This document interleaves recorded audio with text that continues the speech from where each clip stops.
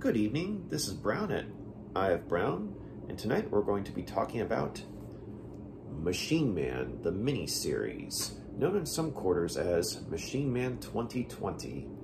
So, Machine Man is a character who was created by the legendary comic book artist Jack Kirby, and Jack Kirby would go on to write and illustrate the character in his own ongoing series for 9 issues. And the series went on a brief hiatus after the 9th and final issue that Jack Kirby worked on the series, but then a new creative team came in and took the reins from issue 10 all the way to issue 19, which was the final issue of Machine Man's original series. And this new creative team consisted of writer Tom DeFalco and artist Steve Ditko.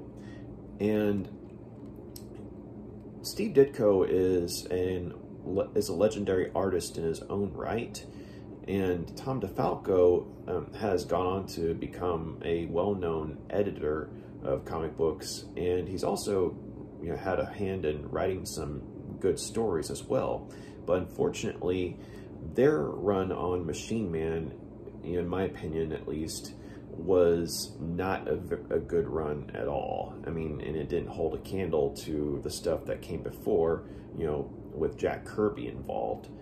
And unfortunately, the series it started off strong, but then once the creative teams changed, it just went downhill and ended on a less than stellar note. And the only reason I can say this is because I recently had the chance to get a hold of the trade paperback of Machine Man, the complete series, which collected most of the Jack Kirby stuff, as well as all of the Steve Ditko stuff of the original run that Machine Man had.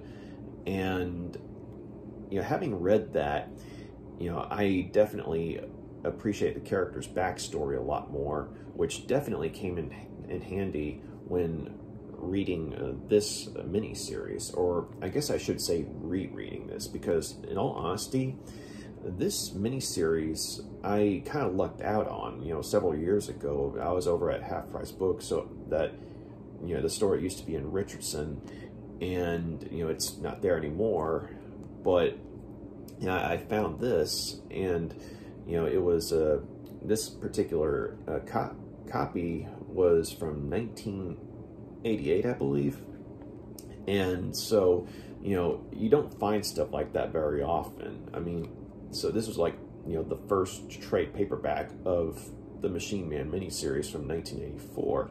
And I remember, I'd heard of the character, but I knew nothing about him. And so as I was looking through this, and I remember I enjoyed the story very much, because, I mean, it had sort of this, cyberpunk setting, and, it's sort of like an alternate future, the then future of 2020. And I just remember being blown away at the artwork, and it was just, amazing. And so, whereas the story, I mean, the story was good overall, but there were certain events that were referred to from the original series of Machine Man that I didn't really, I mean, I understood the significance, but the emotional weight of said significance was lost on me because I hadn't read anything at that time prior to this. So fast forward several years later, and I finished reading that collection, the complete collection of the original Machine Man series, and having read that, I figured, okay, time to reread this and see if that bridges the gap. And so, but the problem was, when I saw who the creative team was on here, the fact that it was, the writer was Tom DeFalco, whereas the artists are Trimpe and Windsor-Smith. Now, art-wise, I knew that this book was going to be in good hands, because I do remember the illustrations, were just phenomenal, and and oftentimes when you go back to reread a comic book, you know, if you remember that the artwork was good, you know, most of the time the artwork is still good when you read it again, whereas the writing may not be quite as good as you remember, you know, especially if you were a kid or a teenager or, you know, 20-something adult. And so considering the fact that, you know, Tom DeFalco's writing in the original Machine Man series was less than stellar, to be, you know, diplomatic about it, you know, and I saw that he was the main writer on this series, you know, I almost felt a sense of dread, because I was thinking, oh crud, this is going to be one of those things that looks great, but, you know, looking at it from, you know, a seasoned eye, you know, the writing's just going to be, and so I have to be honest, I wasn't looking forward to rereading the actual story. I mean, I was looking forward to looking at the artwork, but, yeah, I was just like, okay, let's just get into it. But surprise, surprise, this actually turned out to be a very good story. And, you know, I'm guessing, you know, considering that the original Machine Man series ended around 1980 and this miniseries was done in 84, you know, a few years had passed in between, and I can only guess that Tom DeFalco had, you know, had a lot more experience as a writer, and, you know, because he does a pretty good job here. And so I was in for a good time, you know, and this wasn't, you know, something that I ended up dreading after all. And, you know, I came away, you know, feeling very rewarded. I mean, as far as, you know, as far as the fact that I'd read the original series, and now I'm rereading, you know, what was at one point kind of the final word on the character of Machine Man. So anyway, the story, okay, the story takes place in what was then the future year of 2020. And obviously, you know, what the real 2020 turned out to be is very different from what this 2020 is. But in this particular version of 2020, you know, you have this Blade Runner like, you know, futuristic setting, you know, flying cars, and then you know you got robots, you know, that are commonplace, and you know, and I would say, you know, it takes a cue from William Gibson's cyberpunk work as well. But considering that William Gibson's first story was, you know, published in 1985, and this miniseries was done in 84, I'm gonna, you know, guess that this, you know, predates William Gibson's cyberpunk setting. But, you know, if anyone's read anything by William Gibson and then takes a look at this, you know, they're going to feel a sense of familiarity more than likely. But anyway, though, you know, so it takes place in 2020, and, you know, it starts off in this junkyard, and there's these group of scavengers called the Midnight Wreckers, who their way of life is, you know, they go through these junkyards that are off limits, you know, and, you know, because they're, you know, they belong to all these, you know, corporations that more or less run the world. And, you know, even if, you know, their stuff's cast off, you know, they're like, hey, we don't want anyone else getting, you know, anything that could, you know, give them a smidgen of competition, you know. And so anyway, though, these scavengers, this particular, you know, group belongs to a, you know, prominent band of scavengers called the Midnight Wreckers.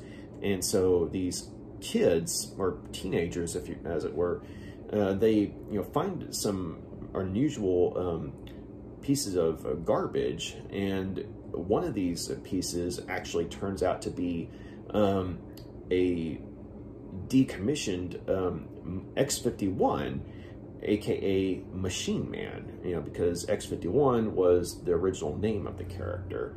But, you know, considering that this is an illegal activity that they're doing, you know, naturally security shows up, and, you know, these kids go on the run with their newfound cargo. But once they get to their home base, they start taking a look at it, and they realize that, whoa, we've got parts and pieces of an android on hand. And so naturally they start putting them back together, and lo and behold, once they turn on the power, Machine Man, comes to life, and naturally he's quite confused as to, okay, what's going on here? Where am I? Where are my friends? Where's my life? What happened to my life? What's going on now? And so, the kids end up catching him up on, what's been going on. And, apparently there was, there were all sorts of social uprisings, and, there were even, protests, against, widespread use of robots. But as things happened, robots were, are now more or less commonplace in some quarters, although there's still quite a bit of resentment against them. But the main thing, though, is that the majority of the country is run by a certain Sunset Bane, who was, in fact, probably one of the last enemies of Machine Man back in his own series. And she went by the she was also the she went by the name of Madam Menace, who was a criminal mastermind who basically gave Machine Man a run for his money and almost defeated him on an occasion or two. But what ended up happening was, she ended up coming to power and, manipulating the, political and social unrest, to where, she ended up, getting a stranglehold on, the people who were in charge of the technology that this country ran on, and to where she ended up having a monopoly on it. And so now she more or less runs the country. And so naturally, Machine Man, when he finds out that, an old enemy of his is in charge of things now, he realizes, okay, I need to, get my bearings and, find out if these people, these, Midnight Wreckers are, stand-up individuals who are worth being allies with, because naturally, she's going to be coming after me once she realizes I'm reactivated. And sure enough, once she finds out that he's up and around again, she sends her security forces after him. And that's when a few other familiar faces come into play, namely, let's see, there was a senator named Brickman who was, a politician who, nearly turned the public against Machine Man on multiple occasions back in his own series. But, he's a, shattered old man at this point. But once he realizes that Machine Man's alive again, he, basically is given a perverse form of life, to where, he wants to, see how this, horrible story is going to end, because, he knows that he had a hand in, all sorts of, nasty business, when it came to Machine Man and, the trouble he made for him. And so when he finds out the Machine Man, is up and alive again, he feels like that this is a mechanical ghost coming to, claim its vengeance. And so Sunset Bane, aka Madam Menace, she and Brickman, end up, trying to, work together, albeit reluctantly, because there was frankly no love lost between them. But considering that they both, had it in for Machine Man, they end up forming a reluctant alliance to, try and not only take him out of the picture and, get rid of this, ghost that's been haunting them, as it were, but they also hope to use him against the Midnight Wreckers, by, finding out, where their base called Sanctuary is. And in order to do so, they enlist the help of a somewhat familiar face, a certain Arno Stark, who was in fact connected to Tony Stark, known as Iron Man. And Arno Stark is called Iron Man 2020.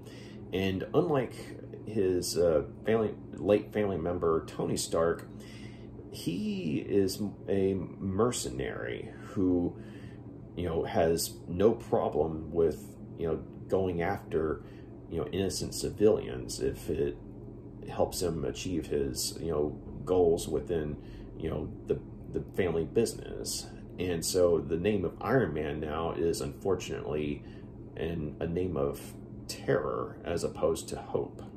And so you got, Machine Man, the Midnight Wreckers, as well as an old friend of his who turns out to be the leader of the Midnight Wreckers, Gears Gavin, who was a friend of his from the original series.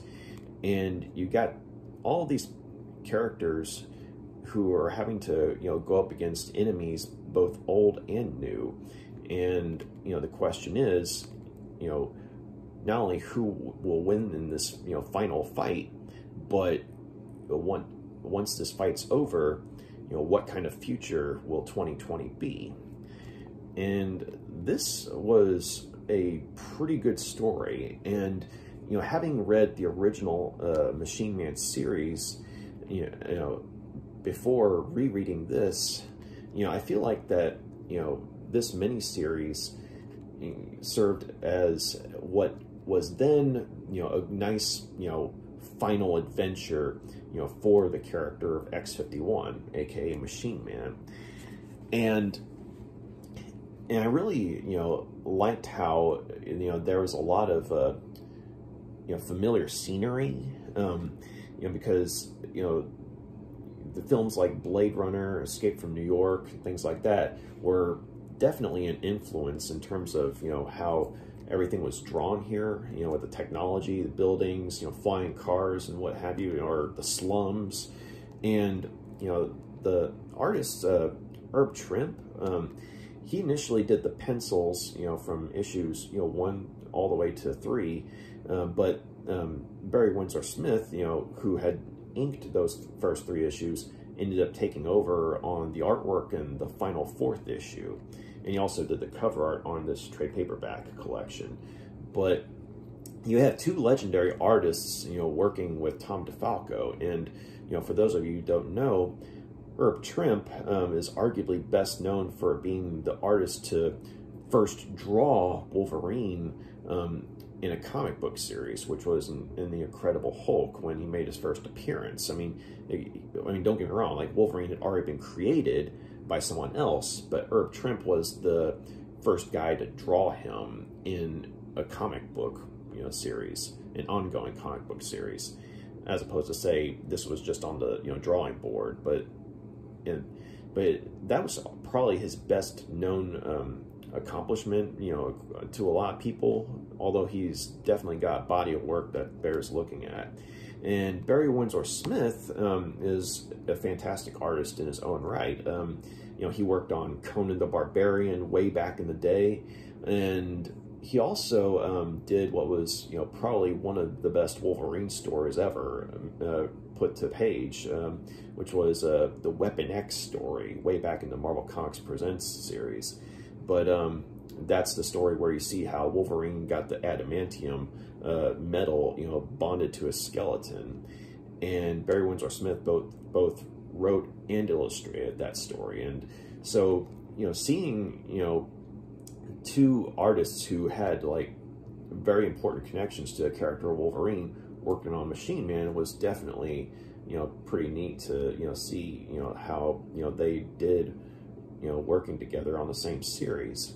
And Tom DeFalco, as I said, it seemed like he definitely had improved as a writer, because, a lot of the dialogue, while some of the dialogue might be a little cheesy, because, he does try to, make some future slang, especially with the Wreckers, as well as the henchmen of Sunset Bane.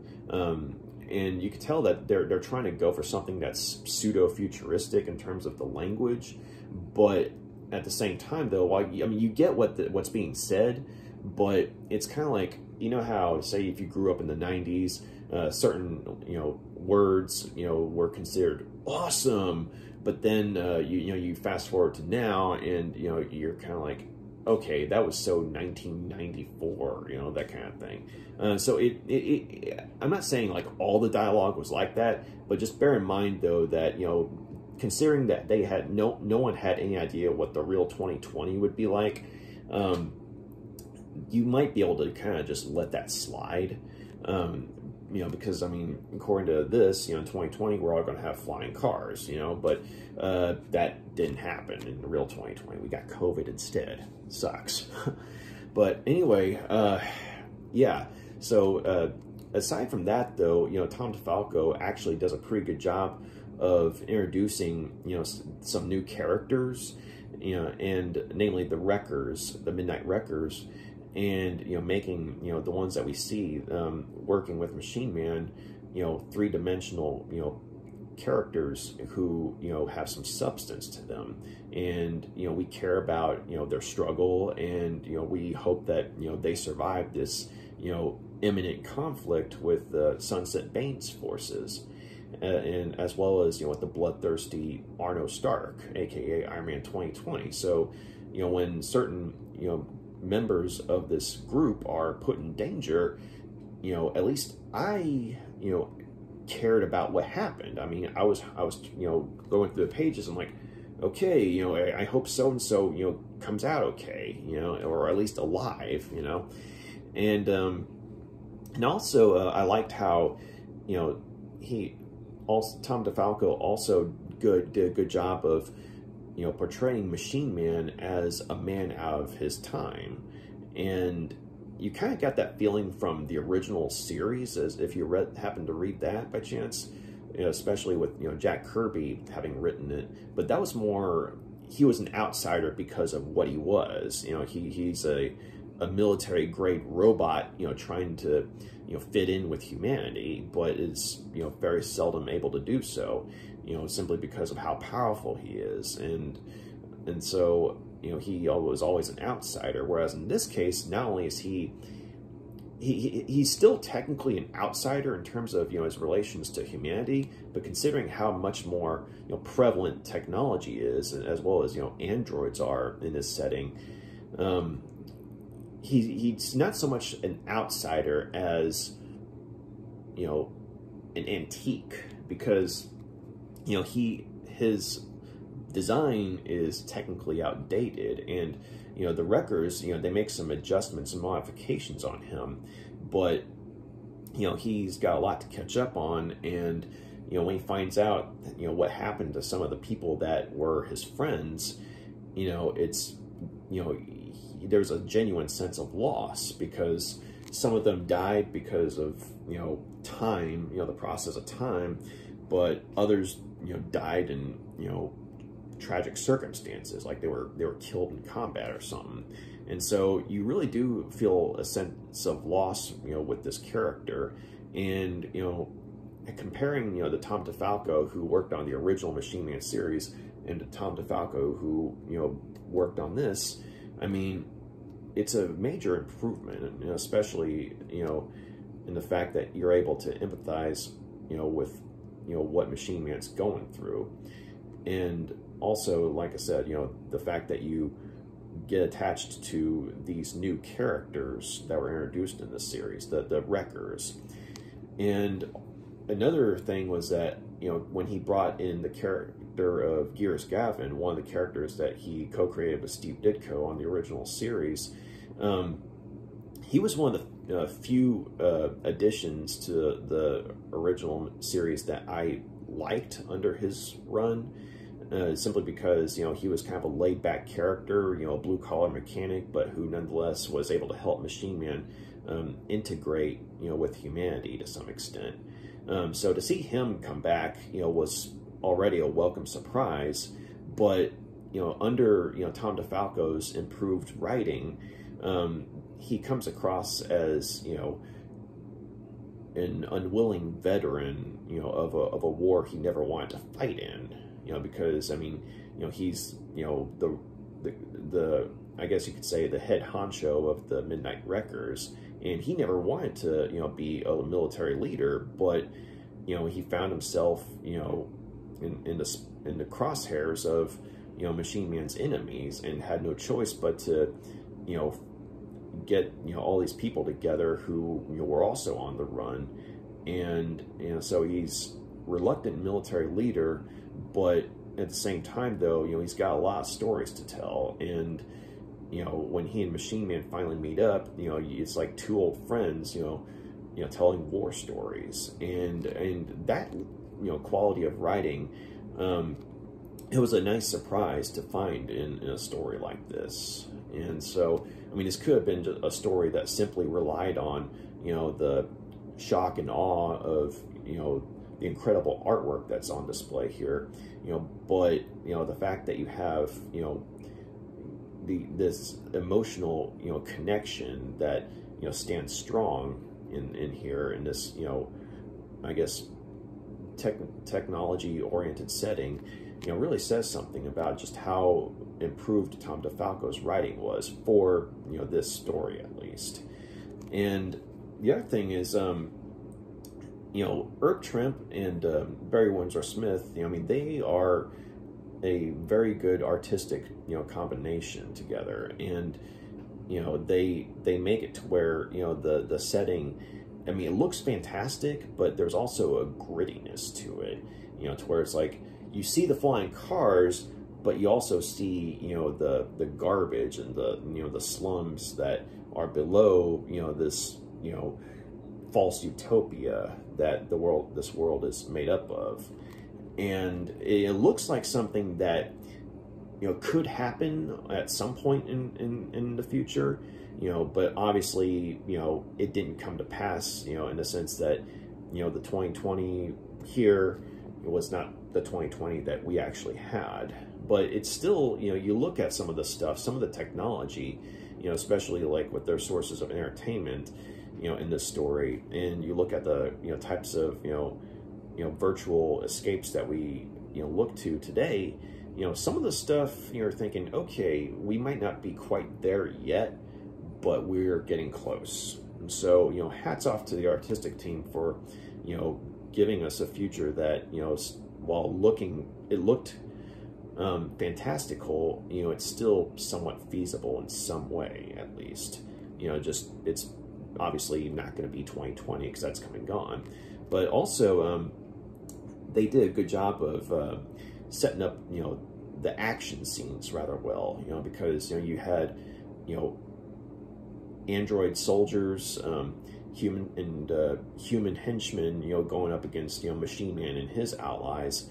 And then, of course, when you have Arno Stark and, Sunset Bane's forces going after, Sanctuary, you get some, epic, battle scenes. And, then, of course, when you have Machine Man and, Arno Stark, going against one another, I mean, it's a battle of heavy metal. And, Barry Windsor-Smith, when he draws the final issue, and he has, the final showdown between Machine Man, and Arno Stark, and, you have two metal men just duking it out. And let's just say that, bodies are damaged and blood flows. So, heavy metal mayhem. And it's a fight that has some substance to it because, at that point, Machine Man, is pushed to the brink because, innocent people are getting killed because of him, or at least, they're getting, tortured and things like that. And he's had enough of it, but unlike, the Machine Man he was, wherein he was a reluctant, hero to humanity, because humanity, wanted to essentially, do away with him and, in his original series, here, it's more like he doesn't hate humanity in general like he used to, but he, he hates the ones who would manipulate and, try and kill the few friends that he has.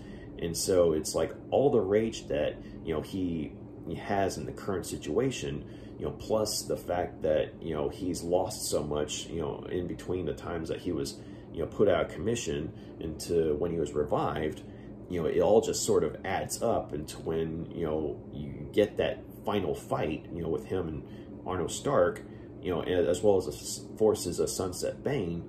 You really feel like that this is a reckoning that's, long overdue. And, certain people who had, lived while other people died, the ones who were enemies of Machine Man, when you see how horrified they are that this, guy is coming after them, this one that they've spent so long trying to screw over, it's rather cathartic when you see, just how terrified they are of him when he cuts loose. And so, just in terms of, when the artwork, portrays all that, you really feel caught up in the moment. And yeah, so this was, I really enjoyed reading this. And if there was one problem with it that I could think of, I mean, aside from the fact that it's inevitably dated simply because, like I said, our 2020 and their 2020 are two totally different things, and so there's going to be a lot of stuff that's off. But there's a character named Jocasta who is a female android, and she apparently was almost a lover of Machine Man's. But that was actually in, issues of, a comic book that was out, or two, that was outside of, Machine Man's own series. And so I remember that, they actually, they at least do a decent enough job of, catching the reader up in this miniseries on, what went on in Machine Man's life in the original series, as well as a few things that happened after that series and, before this one. But at the same time, though, because I hadn't read any of the issues that, I think they might have been like in Avengers or something like that, but I hadn't read any of the stories that had the character Jocasta in them, I knew that she was an important character in Machine Man's overall story after his own series, but because I'd missed out on the stories that she was in, it was like I felt caught up in, a love story that, didn't really resonate with me simply because, I'd missed out on the emotional impact from not having read those stories. But unfortunately, those stories I don't think are, collected anywhere else. Not even in the so-called complete collection, that was Machine Man's original series. And so, she's an interesting character. She's actually, working with Sunset Bane, but you find out there's kind of like a means to an end type mentality, in the sense that, since Sunset Bane's the one in power and she has all this technology at her disposal, and plus there are some other circumstances involved. I don't want to spoil too much of that, but, Jocasta has an understandable reason to be loyal to Sunset Bane, and she kind of owes her life to her, but at the same time, she is conflicted, in the sense that, Machine Man was, in a sense, her lover, and so, she obviously, has a divided loyalty there. And so, the idea itself, I know it's a fascinating concept, robot romance, as it were, but, because I hadn't read any of the stories that had her in them, it just like, it was fascinating, but I didn't feel anything on an emotional level, if that makes sense. But nonetheless, she is an intriguing character, and she definitely adds to, the overall cyberpunk, science fiction, setting, considering, that she's an android who, like Machine Man, has her own distinct personality, and, she's trying to, you know, in some ways fit in with humanity and what have you. But she was an intriguing character. I just wish that I could have connected more with, you know, her story, at least in, you know, how it pertained to Machine Man. But yeah, I liked this particular miniseries, and I was pleasantly surprised at how, you know, good it was, considering that Tom DeFalco had improved in between the time he worked on the original series and then handled this miniseries. And of course, you know, the artwork was just as good as I remembered it.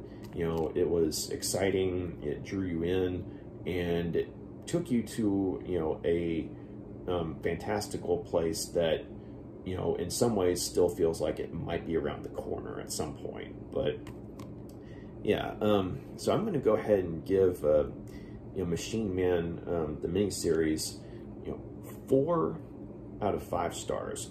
It was good, and even though the character Machine Man has, you know, has been used, you know, since this miniseries came out, I think that in some ways this still might actually be considered a good final word on the character, you know. And you know, I mean, I'm not sure, you know, what happened with him, you know, after, you know, his original series and before this one.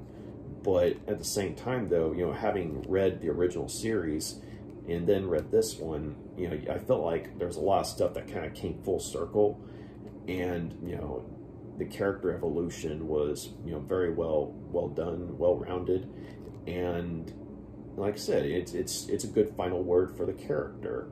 And, you know, even if they had chosen not to do anything else with him after that, you know, I mean, it would have been a nice place to end a story. But either way, though, you have a good cyberpunk type tale, as well as you know, a good sequel in a way to, you know, the original series. And it's definitely worth checking out. And but I will say that it would, I think, kind of like in my case, it would help to have read the complete collection of the original series before reading this one. You know, but you read the two together, and, you know, this is a good book. So thank you very much for taking the time to check out my review. Got any questions, comments, please drop a line, let me know. Y'all have a good night.